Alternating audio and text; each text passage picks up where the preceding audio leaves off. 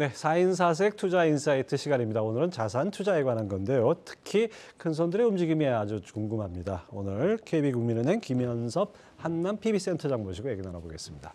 어서 오십시오. 안녕하십니까. 우리 김 센터장님 4주 전에 나오실 때와 그동안에 아주 많은 일이 있었습니다. 예, 특히 이제 뭐 실리콘밸리 은행이나 크레딧 스위스 사태가 있었고 이러다 보니까 금융 시스템이 불안해지는 거 아니냐 이런 우려.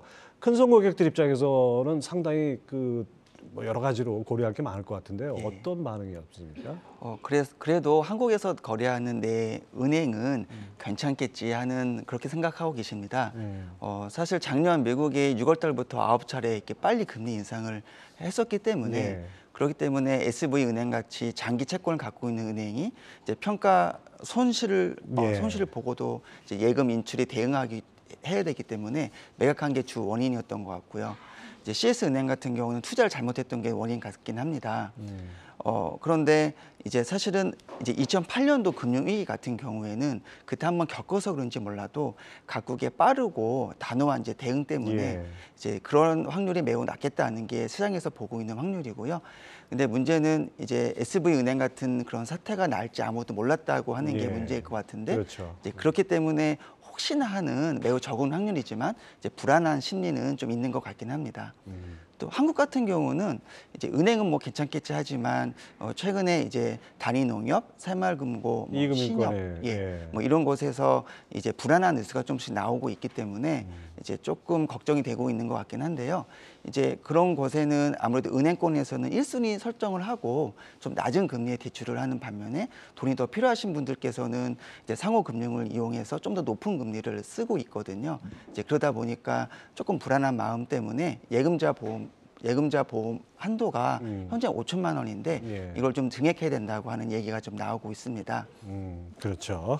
자, 뭐 우리나라 은행들, 그러니까 고객들이 돈을 맡긴 은행들이 문제되지는 않겠죠. 근데 문제는 투자한 자산이라든지 이금융권의 작은 금융기관에서 문제가 됐을 때 그런 불안감이 가시지 않는 것 같고 불은 껐다 그러지만 잔불이 남은 것 같아요. 그런 측면에서 좀 안전자산에 대한 관심이 커지지 않았을까 싶은데요. 어떤가요? 금이 대표적인 안전자산 중에 하나인데요. 사실 2월 말경에 이제 한 1,800불 정도 되는 금 가격이 현재 거의 2,000불까지 육박을 했습니다. 사실 투자는 이제 쌀 때 사는 게 맞는데 이렇게 급격히 이제 금 가격이 오르면 또 관심을 받는 게 좀 재밌기도 합니다. 이제 금 같은 경우는 이제 이자나 배당 소득이 없기 때문에 금리가 올라가는 것에 대해서 이제 반대되는 성격을 갖고 있고요.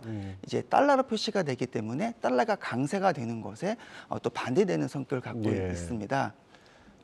이제 그러다 보니까 최근에 이제 금융 불안 같은 게 사태가 발생이 되면서 금리를 추가로 인상하기 좀 어렵겠다 하는 그런 뉴스와 이제 금융 불안 같은 것들이 금 가격을 상승하는 좀 요인이 되는 것 같습니다. 그렇군요. 작년 하반기 내내 감소세를 보였던 게 이 시중은행을 통해서 금에 간접 투자하는 골드뱅킹이었는데 최근에는 다시 증가하는 추세라고 들었어요. 이거 어떻게 보셨습니까?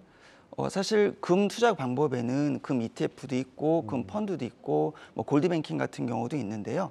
이제 그런 곳에 통해서 투자를 하게 되면 이제 과세가 되는 좀 단점이 있고요. 이제 금 현물을 투자하게 되면 매매 차익이 비과세되는 장점이 있는데 골드바 같은 경우는 이제 부가세 10%를 내야 되고 뭐 골드바 제조 비용, 각종 수수료가 좀 크다는 좀 단점이 있습니다. 그래서 이제 KRX 금 현물이라는 것이 있는데요. 그것을 금융을 통해서 사게 된다면 이제 부가세를 내지 않고 이제 매우 싼 수수료로 이제 투명하게 투자가 가능합니다.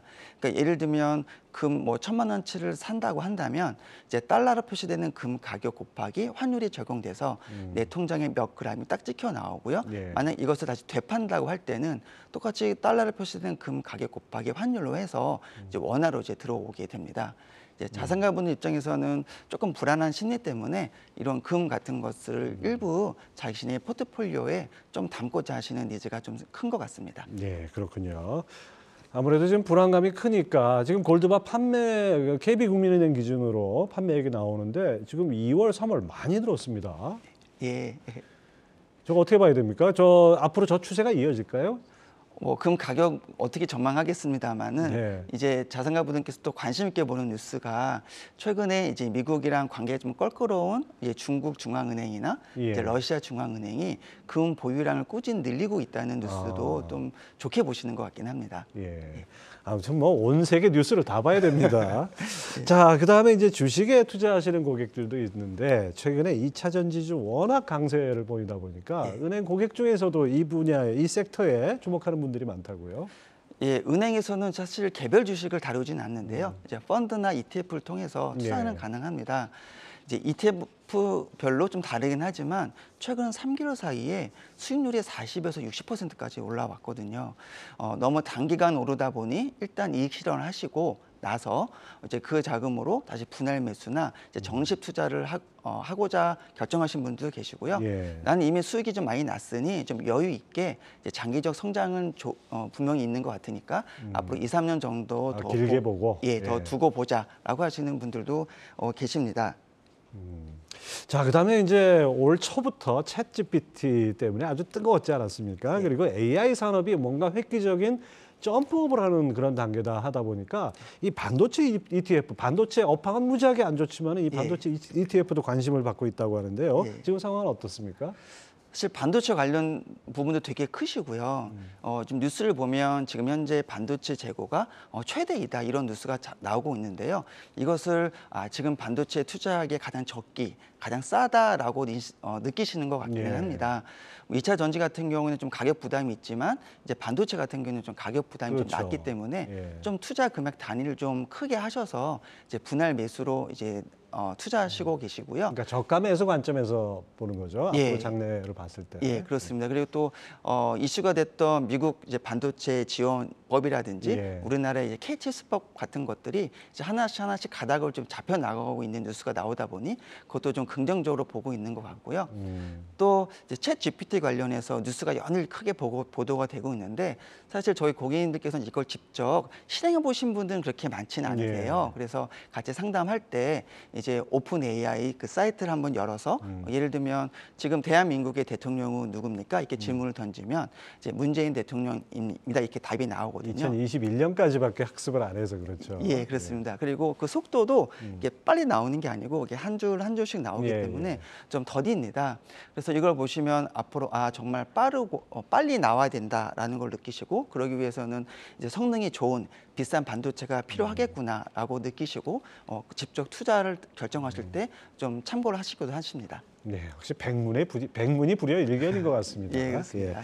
자, 그다음에 올해 이 금리 인상, 연준의 금리 인상, 한국은행 금리 인상 거의 올 때까지 왔다. 이런 시각이니까 거꾸로 오히려 금리를 인하할 것이라는 전망도 나오죠. 그러면 국채 투자, 금리 하락 시 매매 차익을 기대할 수 있지 않습니까? 여러모로 관심을 받을 것 같은데 이런 장기 국채 투자할 때도 유의할 점이 있다고요. 사실 채권은 잔존 기간이 길수록 금리의 변동에 따라서 가격 변동이 훨씬 큽니다. 그렇죠. 그래서 사실 작년 8월경에 이제 잭슨홀에서 이제 파월 의장이 매우 매파적인 발언을 했거든요. 금리를 더 오랫동안 더 멀리 더 높게 가져가겠다는 발언을 하고 나서 작년 10월 달쯤에 우리나라 국채 10년 금리가 4.6%까지 올라갔었습니다. 지금 현재 3.2, 3.3 정도까지 떨어졌으니까 만약 작년 10월에 투자하셨던 분들은 이게 매각 차익만 거의 30% 정도 수익이 날 수도 있었을 것 같습니다. 하지만 분위기로 봐서 작년 10월에 그때 투자하셨던 분들이 그렇게 많지는 않으셨을 것 같고요. 또 지금 현재 어떤 3.2 정도 떨어진 이 시점에서 떨어진 폭이 좀 아무래도 추가 하락폭이 좀 낮다 보니까 또 투자하기 좀 어렵다고 느끼시는 분들도 계시고 또 지금 현재 앞으로도 금리가 하락하는 것이 오랜 기간이 필요하다라고 보는 그런 전망도 많이 있습니다. 사실 금리 예측도 그렇게 쉽지는 않습니다.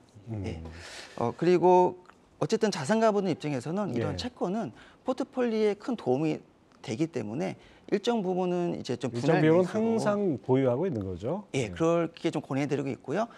매수를 결정하셨다면 이제 분할 매수 쪽으로 타이밍을 나눠서 이렇게 좀 권해드리고 있습니다.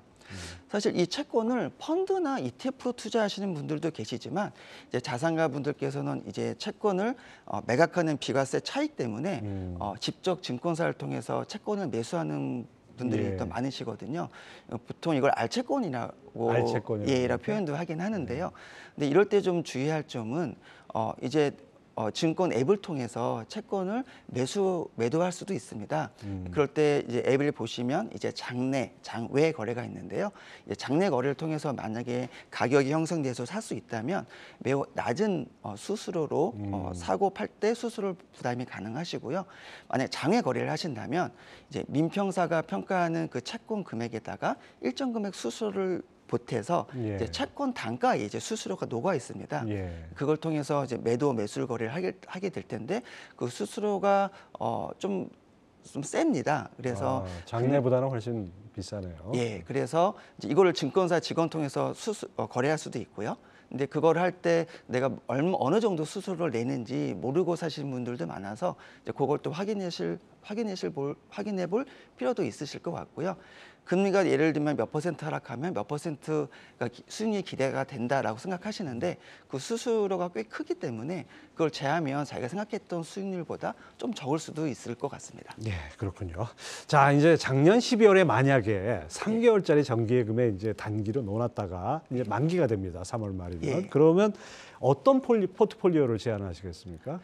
사실 뭐 저희 같은 경우는 투자를 고객님과 투자 성향을 먼저 분석하고 나서 그 성향에 맞춰서 이제 제안을 드리는데요. 예. 예를 들면 이제 공격 투자 성향이 나오시고 또 수익률은 어느 정도 나와야 되지만 그렇다 너무 이렇게 큰 변동성은 좀 원치는 않으시고 또 과표가 잡히는 걸 좀 꺼려하시면서 이제 매월 이자 나오는 것을 좀 선호하시고 또 금융을 통해서 좀 부동산을 좀 투자하고자 하시는 분이셨거든요. 예. 이제 이런 분께는 이제 5천만 원씩 6개 이제 투자 상품을 좀 제안을 드렸었습니다. 예금 보호 한도에 맞춰서. 예, 그렇습니다. 그래서 5천만 원은 이제 만기 매칭형 ETF라 그래서 25년 11월 달에 만기가 딱 정해지는 이제 채권이기 예. 때문에 이제 확정 금리를 이제 보고 들어가시게 되는 거고요.